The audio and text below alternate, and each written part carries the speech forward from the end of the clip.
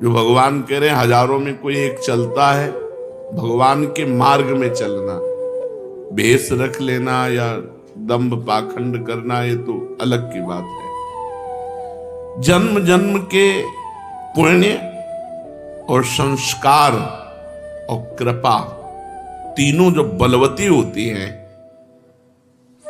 तो उसका आकर्षण हृदय का भगवान की तरफ होता है, आकर्षण खींचा वो भगवान की तरफ, उसके हृदय में लालसा बनने लगी कि बहुत सही काम है भगवान का भजन करना और कोई हाँपना नहीं है, सब कुछ छूट जाना है। यार एक बार तो भगवत प्राप्ति कर लेते हैं, क्या होती भगवत प्राप्ति, एक बार तो देखते हैं भगवान का भजन करके। ऐसी जिसकी इच्छा हुई तो बहुत जन्मों के पुण्य संस्कार कृपा एक साथ जब उदय होती है तब उस मनुष्य के अंदर, उस प्राणी के अंदर ये बात आती है कि मैं भगवत प्राप्ति करूं। अब उसे सत्संग मिलता है पुण्य प्रताप से, भगवत कृपा से, तब उसके अंदर सद्विचार जागृत होते हैं। फिर वो शास्त्रों के अनुसार अपना जीवन चलाना चाहता है।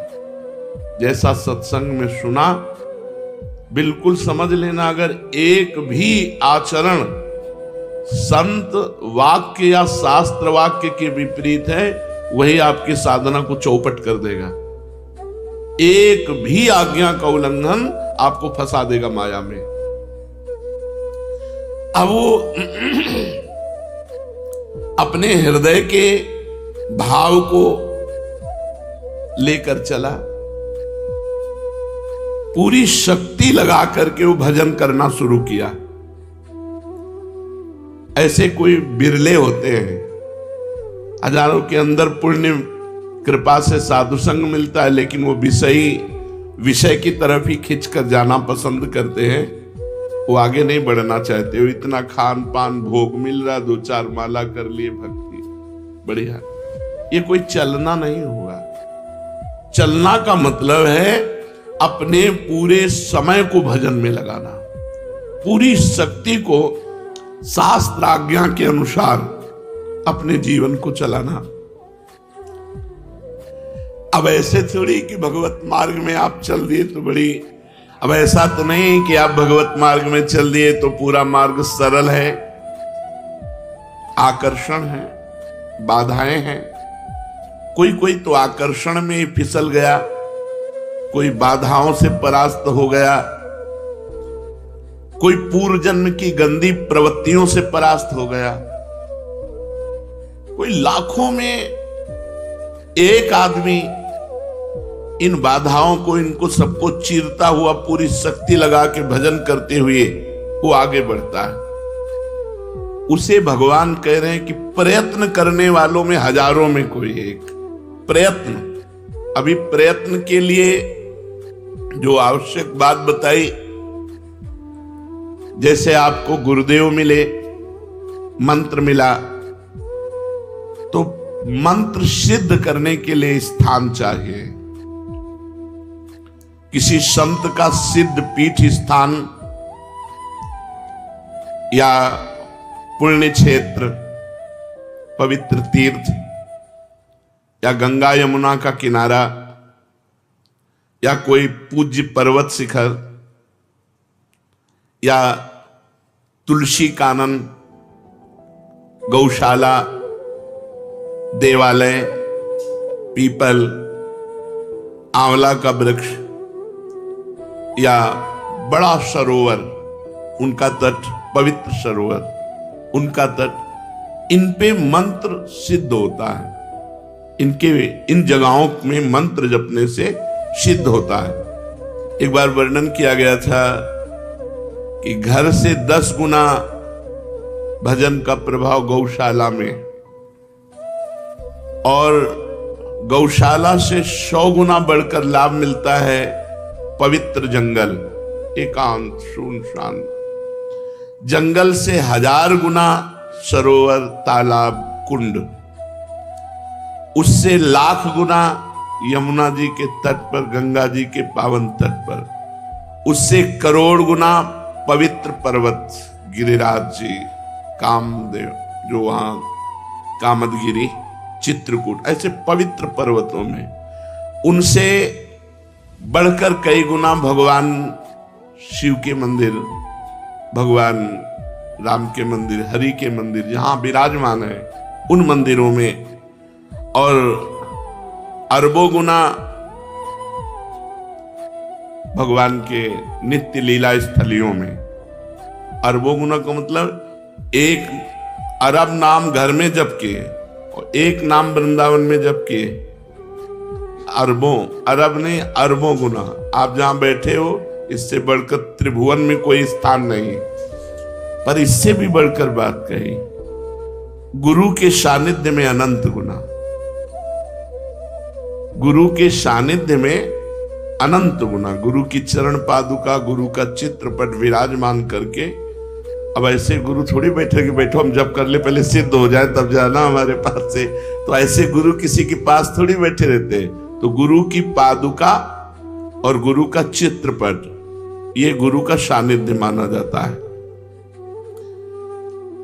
ऐसी जगह बैठे जो सम हो, बराबर हो, जहां कोई सांप, बिच्छू, कीड़ा मकोड़ा ऐसे आने का भय न हो, दुष्टों की विघ्न जहां ना पहुंचते हों, ऐसे पवित्र एकांत स्थान में निरंतर भजन करने का अभ्यास करें।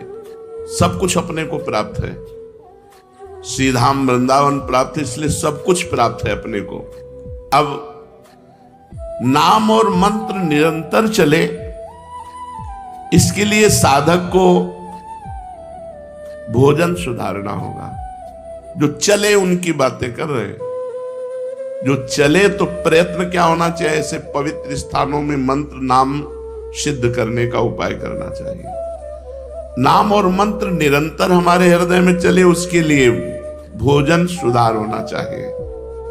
भोजन से रस बनता है और वही रस शरीर प्राणों को पोषित करके मन का निर्माण करता है। जैसा अन्न वैसा मन, मन का निर्माण करता है।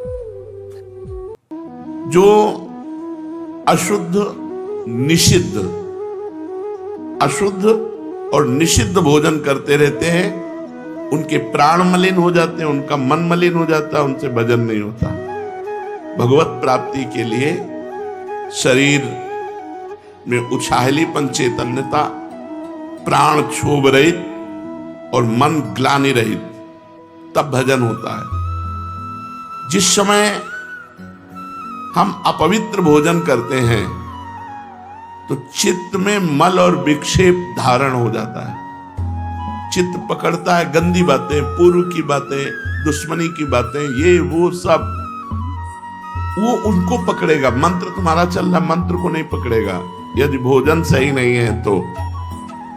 भोजन पवित्र है तो चित्त विक्षेप छोड़ करके मंत्र को पकड़ता है और चिंतन करता है। चिंतन का कार्य चित्त का है। अन्न का सबसे बड़ा प्रभाव भजन में पड़ता है। भोजन में गृहस्थ है तो धर्म पूर्वक कमाया हुआ धन, उसी से पेट भरे और नहीं। ये नहीं कि रास्तों में बट रहा है या बाबा जी क्या भंडारा हो रहा है तो हम, गृहस्थ नहीं। अगर आप किसी भंडारे में पाते हैं तो कीमत लगाइए कि 100 रुपए का भोजन आपने पाया तो 101 रुपए रख के वहां प्रणाम कर लीजिए।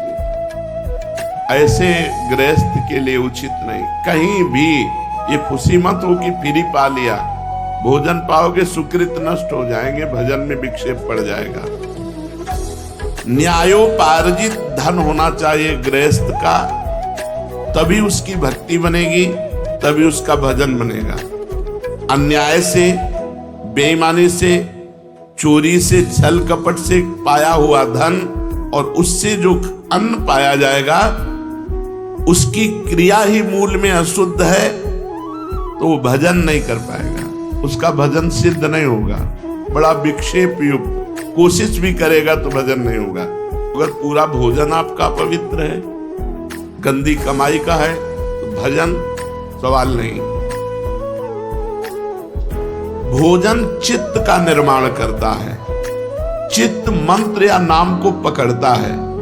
जो अन्यायी है, अन्याय से धन एकत्रित करता है, भूल जाए कि वो भजन करे। पाखंड माला हाथ में, मन संसार में, भजन नहीं हो। इसलिए पहले भोजन पर सुधार कीजिए। गृहस्थ है तो न्यायोपार्जित धन के द्वारा अपना उदर पोषण करे, किसी का भी फ्री पानी न पिए। देख लो आपका भजन बढ़ेगा। कोई हलवा पूड़ी रास्ते में बट रहा नहीं, आप कोई विरक्त थोड़ी गृहस्थ तो खरीद के खाओ, पवित्र जगह से खरीद लो।